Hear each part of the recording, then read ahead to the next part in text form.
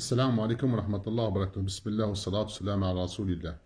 Bonjour, bonsoir à tous. Le mois de Ramadan approche à grands pas. J'espère que nous le ferons avec piété et qu'Allah acceptera et qu'il absout nos péchés. C'est une histoire pour comprendre ce que nous sommes, nous, et qu'est-ce que nous désirons exactement et comment la fin des gens va se réaliser en fonction de la personne. Alors c'est Shir Sha'ir qui raconte une histoire qui s'est passée à Damas, dans le pays du Shem. En fait, c'est un homme qui aimait beaucoup, beaucoup, beaucoup notre mère, Khadija radiallahu anha. Vous savez, la première épouse du prophète alayhi salam. Et elle était d'une douceur et d'une... elle était... Allah radiallahu anha. Le prophète, il en parle d'une façon extraordinaire de notre mère et de cette épouse qu'il avait, qu'Allah lui avait donnée, subhanallah. Lui qui était orphelin.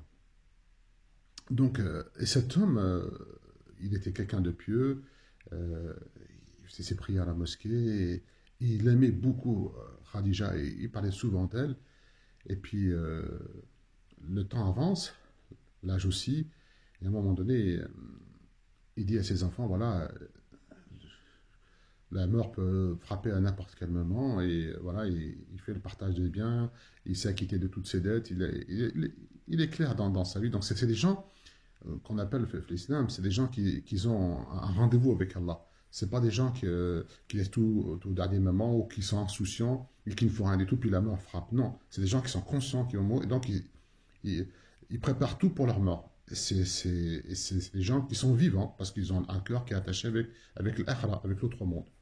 Ou l'akhira, c'est ce qui sans fin. Donc cet homme, à un moment donné, il dit à ses enfants, vous savez, mes enfants, quand Allah m'en prendra la mort, j'aimerais bien que vous puissiez m'enterrer à côté de notre mère Khadija.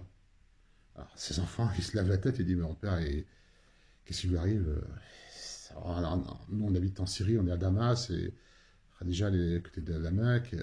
Qu'est-ce qui arrive à notre père? Bon, c'est pas grave. C'est vrai qu'il en parle tout le temps, mais bon, les enfants, eux, dans leur tête, bon, c'est pas grave, on va pas le contrarier, mais quand Allah prendra son âme, on l'enterrera comme tout le monde à Damas, et puis bon, c'est tout. Le temps passe, et un jour,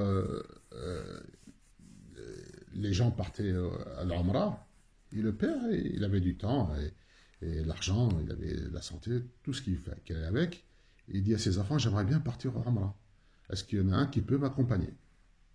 Les enfants se regardent, disent, papa, on est tous occupés, et ben, on ne peut pas, mais je vais voir un des responsables qui amène les gens à Umrah, et je vais lui parler.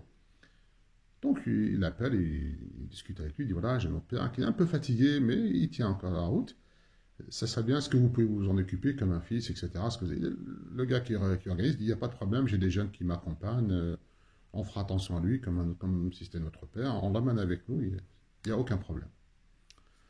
Et ouais, subhanallah. Donc, on en fait part au père, il est content d'aller faire une Umrah, il s'est dit, voilà, alhamdoulilah, j'ai le temps, l'argent. Alors, il part en Umrah. Donc, il fait ses prières à la Mecque, et à un moment donné, ils vont le chercher, ils le trouvent, il était assoupi. Ils essaient de le réveiller, ils n'y arrivent pas. L'homme a rencontré son créateur. Allah est venu reprendre sa amana, son dépôt. Donc, l'organisateur, il ne sait pas comment faire parce que quand vous amenez quelqu'un et que cette personne décède, vous savez, c'est pas facile. Donc, il appelle les enfants, il leur dit, écoutez, salam alaikum salam, qaddam Allah ajrana wa ajrakum, je vous présente mes condoléances pour votre père, il a rencontré son créateur. Et voilà, les enfants, inna lillahi wa inna ilayhi raji'un, alhamdulillah, la première réaction, alhamdulillah wa shukrillah. Et comment on va faire pour... Les enfants disent, écoutez, faites le nécessaire pour le rapatrier ou quoi que ce soit. Donc, ils n'avaient pas l'idée que cet homme allait mourir là-bas, donc voilà. Qu'est-ce qu'ils font? Donc, ils le lavent, et comme il était à la Mecque, ils ont présenté le cercueil à la Mecque. pour qu'on fasse la prière funéraire. Mais ce jour-là, il y avait 7 autres cercueils. Donc, il y avait 7 autres défunts. Et, subhanallah, quand ils ont fini la prière, chacun soulevait son cercueil et ils ont fait une queue et chacun suivait l'un de l'autre. Et l'organisateur, il dit, il y a un homme que je ne connaissais jamais, je n'ai jamais vu. Il lui dit, est-ce que tu voudrais que le défunt, la dépouille, tu voudrais bien qu'on puisse l'enterrer à côté de Khadija? Il fait quoi? Il a dit, ça m'a glacé le sang. Il fait, mais bien sûr, bien évident. Il a dit, on est arrivé au cimetière où notre mère, radiallahu anha, Khadija, était enterrée. Il a fait, les 7 autres, chacun a pris une direction.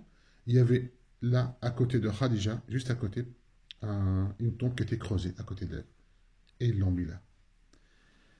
La moralité de l'histoire, si notre cœur, il est attaché aux Sahaba, aux Ibadallah Salihin al-Mukhlisin, il est attaché au Rasoul sallallahu alayhi wa sallam, celui qui précède le Rasoul, celui qui aime Rasoul, celui qui aime Omar, celui qui aime Abu Bakr, celui qui aime Abu Dharr, Hudhayfa ibn al-Yaman, celui qui Kulthum ou Fatima, ou celui qui aime ces gens-là, parce que c'est eux qui ont semé ce que nous avons récolté. Notre cœur, s'il est accroché avec ces gens-là, regardez la finalité de cette personne. C'est important pour nous de se situer et de comprendre dans quel type de société nous vivons, qui est une société d'hyperconsommation qui enlève tout le sens de la spiritualité à l'individu, parce qu'on est hyper matérialiste. Allah yahdina wa khlas. J'espère que ça vous a plu. Subhanak Allahumma bihamdik, nashhadu la ilaha illa anta nastaghfiruka wa natubu ilayk. Assalamu alaikum wa rahmatullahi wa barakatuh.